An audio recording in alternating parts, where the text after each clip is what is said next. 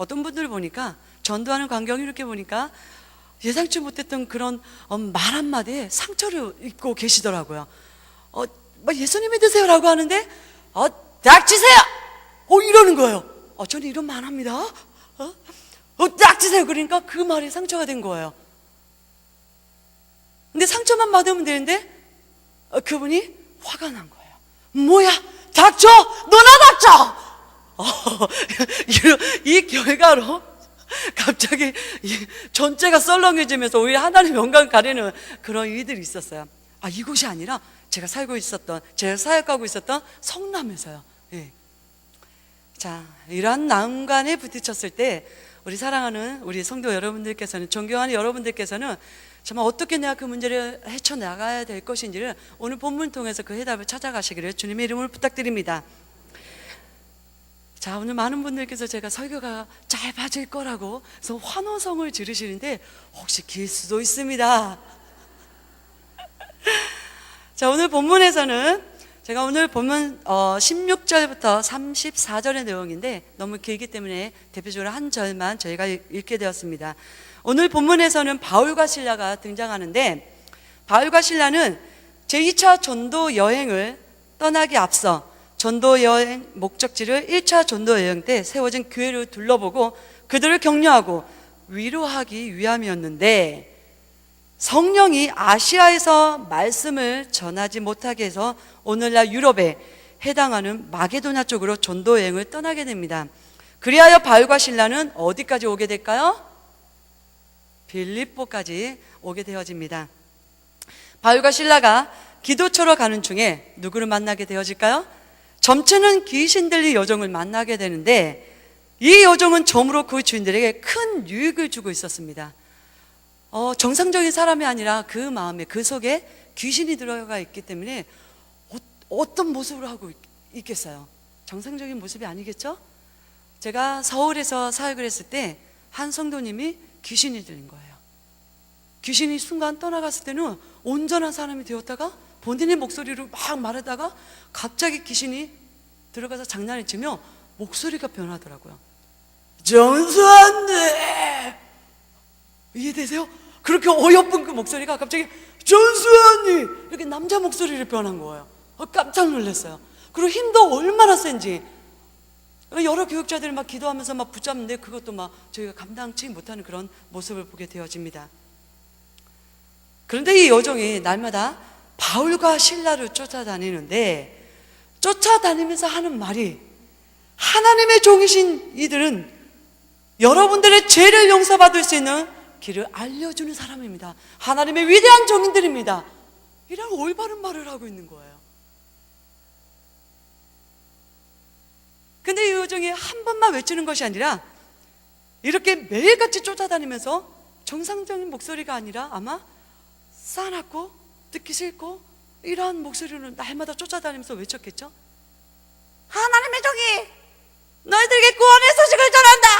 에헤헤! 얼마나 듣기 싫었겠어요. 정신도 집중이 안 되어지고. 그러자 이 바울은 참지 못해서 그 여종을 붙들고 있는 귀신에게 명합니다. 예수 그리스도의 이름으로 내게 명한다. 그 여자에게 나와라!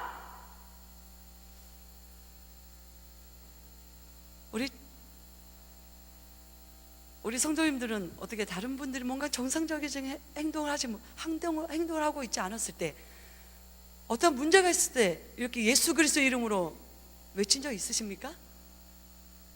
이 바울은 어떤 마음으로 외쳤는지 모르겠어요. 이 바울이 뭔가 당당하게 어느 누구를 믿고 의지하는 그런 마음으로 자기가 믿고 있는 그 예수 그리스도 당당하게 이름으로 그 귀신 들린 여종에게 외쳤던 거죠. 그러자 어떤 역사가 일어났어요? 그 순간에 귀신이 라! 하고 빠져나가는 거예요. 바울이 귀신들을 쫓아내는 권세가 있어서가 아니라 바울을 붙들고 있는 예수님의 그 능력이 나타난 것입니다. 할렐루야. 예수님의 이름 앞에 누구도 떨고 도망갈까요? 귀신들도 듣고 도망갑니다. 나를 괴롭히고 힘들게 하는 것들 향해 예수님의 권세를 의지하면서 외친 적 있으십니까? 나를 괴롭게 하는 그 머리야, 마음아, 고통아, 예수 그리스도의 이름으로 물러가라 라고 외치신 적 있습니까? 오늘 이 시간부터 나를 붙들고 계시는, 나와 함께하고 계시는 그 능력 많으신 예수 그리스도의 이름으로 믿고 나를 괴롭히고 나를 힘들게 하고 나를 얽매게 하고 있는 그 모든 것들에게 명령하시기 바랍니다. 예수님의 이름을 명하노니 물러가라, 떠나가라.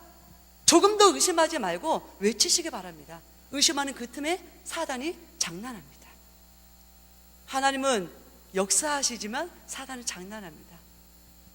사단이 틈을 타지 못하도록 우리는 믿음을 가지고 선포해야 되는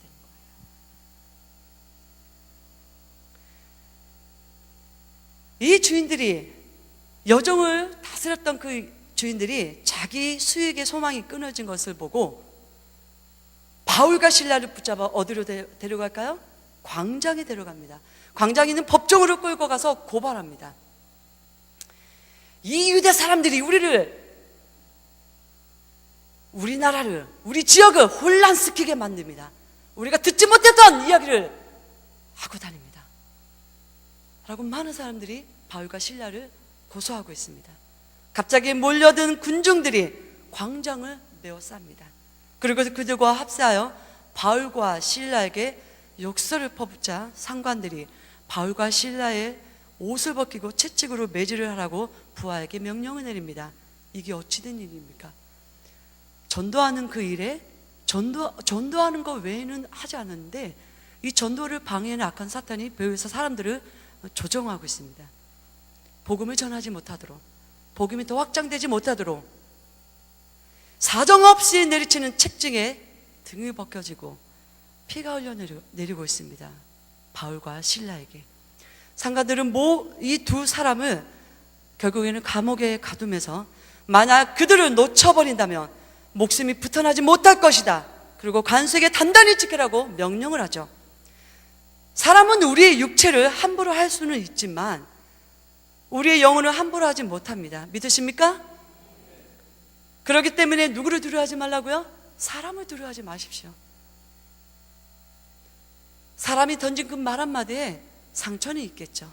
훌 털어버리고 일어나십시오. 때로는 그 사람들만 우리에게 상처 주는 것이 아니라 때로는 나도 모르게 생각 없이 던져지는 그 말 한마디 때문에 그들이 상처받을 수 있거든요. 그래서 피차 서로 사랑하면서 우리에게 던져지는 그 말 한마디에 상처받지 마시고, 우리에게 두려움을 주는 그 말 한마디에 우리가 두려워하지 말고 일어나라는 것입니다.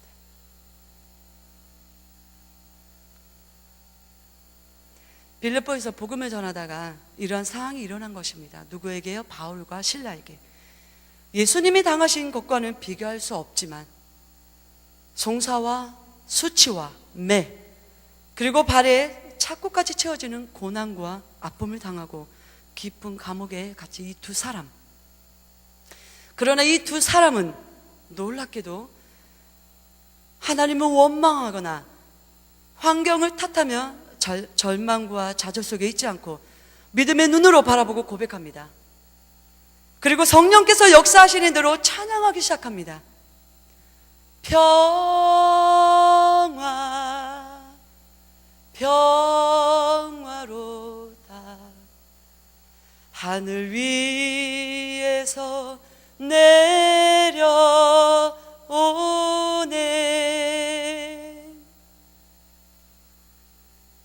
한밤중에 울리는 이 찬양의 소리, 도저히 있을 수 없는 이 상황이 감옥에서 펼쳐지고 있습니다.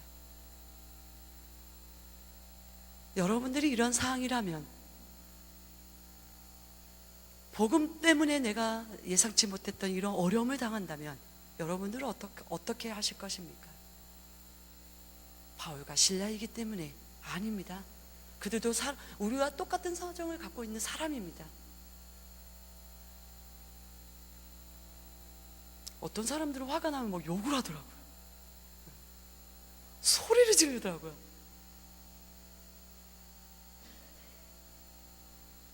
정말 감격스러운 현장 아닙니까? 그 죄수들도 그 모습을 보고 깜짝 놀랐을 것입니다. 늘 싸우고 욕하고, 그런 감옥에서 어느 누가 이런 찬양을, 무슨 노래소리가 들리는가? 그들도 이 소리에 집중했을 것입니다. 환경과 상관없이 내 마음과 중심이 흔들리지 않고 기쁨과 감격 속에서 흘러나오는 찬양이야말로 진정한 승리입니다. 할렐루야! 이러한 사람은 세상도 감당하지 못합니다. 왜냐하면 강하고 힘있는 그 위대하신 하나님이 그들을 붙들고 계시기 때문에, 나를 붙들고 계시고 있기 때문입니다. 나는 연약하지만, 나는 역하지만, 나는 아무것도 할 수 없지만, 그런 상황에서도 찬양을 할 수 없지만 하나님은 하실 수 있다라는 것입니다. 내 안에서 찬양을 하게끔 만드시는 그 성령의 인도하심에 따라서 찬양을 하세요. 내 안에서 하기를 원하시는 그 성령님의 음성을, 원하시는 그 마음의 모든 것들을 소멸시키지 마시고 그대로 순종하시길 바랍니다. 그때 하나님께서 역사하시는 겁니다. 할렐루야! 하나님이 나를 보고 계십니다. 나를 응원하고 계십니다. 하나님이 응원하고 계시잖아요. 나를 붙들고 계시잖아요. 나를 지켜보고 계시잖아요. 볼 것 같은 눈으로 보고 계시잖아요. 하나님만 인정해 주시면 되잖아요. 근데 아무런 열매 없이 주저앉아 있으면 안 되잖아요. 전도하다가 장애물이 생기면 나의 생각으로 제한시키지 마십시오. 안 돼. 여기서 그만해야 돼. 에이! 돈 쓰고 시간 버려, 마음 다쳐. 할 수 없어. 불가능해. 나의 자그마한 그 제안으로 전도의 문을 막지 마시기 바랍니다. 지혜로운 방법을 가지고 계속 도전하십시오. 할렐루야! 기다림과 인내 속에 사랑을 가지고 섬기면 이때 열매가 맺게 되는 것입니다. 그만큼 희생과 헌신이 요구되는 거죠. 저는 그러니까 대학교 들어가면서 제가 신학 공부를 하면서 또 대학원까지 7년을 이제 공부했는데 21살 때부터 사역을 하기 시작했습니다. 그때서부터 정말 하나님의 그 은혜에 붙잡힌 바 되어서 미치도록 막 전도하고 아이들하고 부딪히고 이랬죠. 근데 얼마만큼 그 전도를 많이 했겠습니까? 또 하나님의 역사도 경험도 많이 했고. 근데 그 전도 현장에서 에피소드가 하나 있다면 제가 평생 잊지 못하는 에피소드입니다. 제가 두 번째 사역지였는데 그곳이 노현동, 서울 노원구의 노현동이었는데 제가 갔는데 개척교회라고 말해도 과언은 아니죠. 아이들은 5명밖에 없었어요. 저희 집과의 거리는 1시간 반 거리. 좀 지치죠. 아이들의 명수도 좋고. 지쳤지만 그래도 불구하고 하나님의 어떠한 분명한 뜻이 있다라고 생각하고 복음을 들고 세상을 향해, 그 동네를 향해 나가기 시작했죠.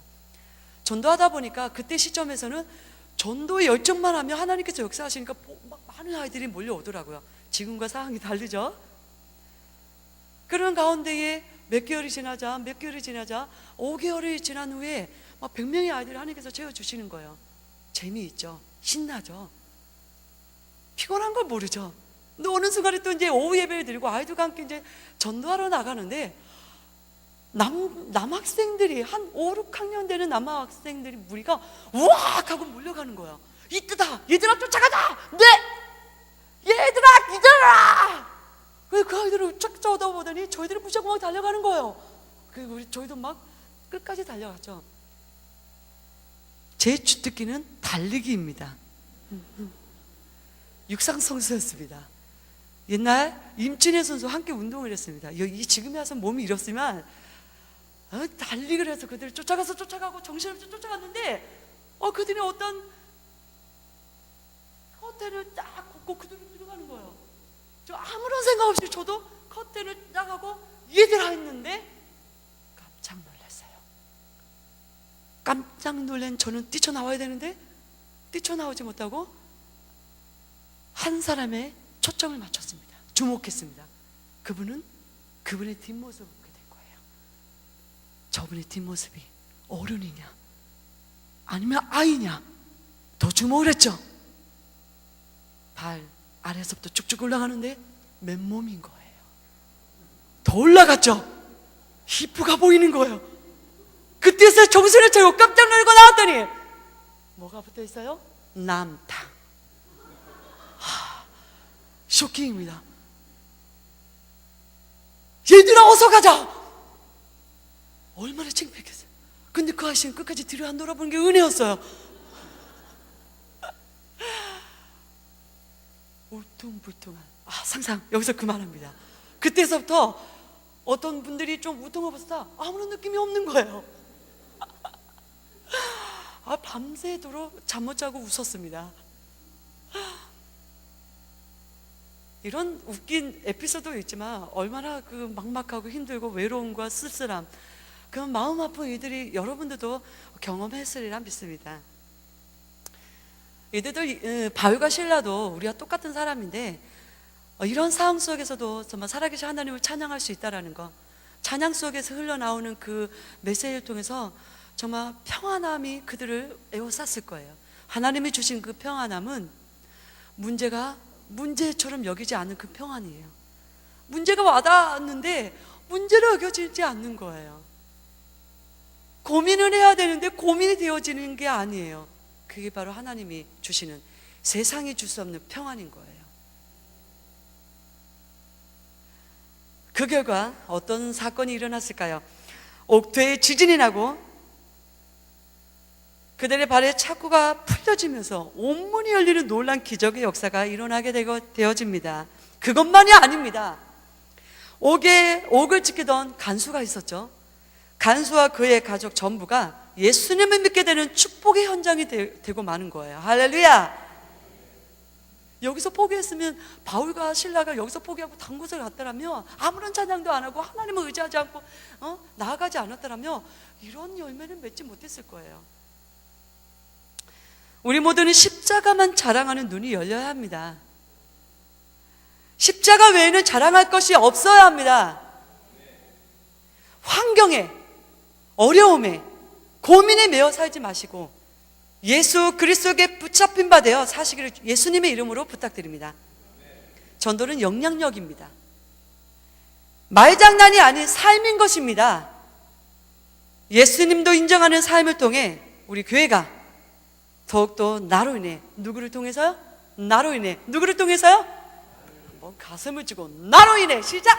나로 인해. 가슴이야. 괜찮습니다.